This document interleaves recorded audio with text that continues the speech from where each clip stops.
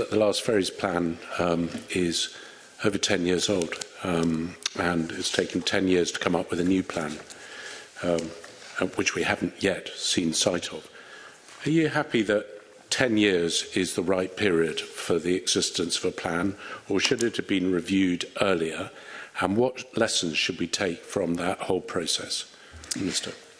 So I may bring in officials on reviewing it earlier. I think it's worth pointing out that the ferries plan, which of course ran until this year, has already delivered a number of improvements. So we've got new routes running, for example. We've got the Campbelltown and the new Mally Bluff-Boysdale route. I think you heard that from Mr Hobbs in the last session.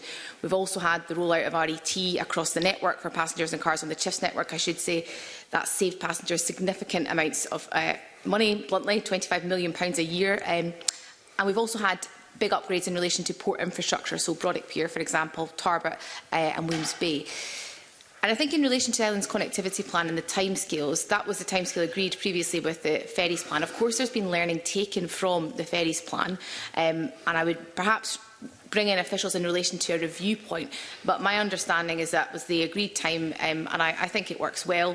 I think we need to have that long-term forecast for where we're going next. I think actually the plan itself is in draft, and I think that's quite important.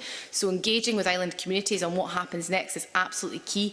I don't want to do something to island communities that they are not content with, but it's also really important, I think, to islander confidence that we mark out now a clear way forward. And Chris or Lawrence may want to say more in relation to the review period within the ferries plan, of course, which ran for the last decade. Just before you do, Chris, perhaps you could reflect on the fact that when we heard in evidence last week from the Norwegian representative that the ferry fleet that we have in Scotland wouldn't be in a position to tender for jobs in Norway. So perhaps you just reflect on that and maybe include that in your answers. So, I mean, first of all, as I think you've heard in the previous session, and hopefully the committee will have seen from the draft plan, our ambition is that the fleet is at a much reduced age to it is at the moment, with the target age being a 15-year piece going forward, and that's certainly very much where our focus lies in that, and the age of the fleet and the challenges we have around it are well known, and something certainly in my tenure in the role we've been working towards, as have colleagues and my predecessor, but some real momentum behind that in terms of the investment that's going in there now.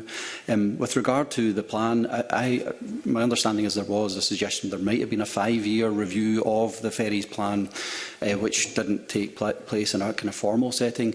I would say, though, it wasn't an entirely static document. We didn't just have that as the blueprint we were working to. There was the vessel replacement and deployment plan, which was reasonably regularly updated as part of that process. That has now morphed into the version that you see in front of you in terms of that pre-consultation draft.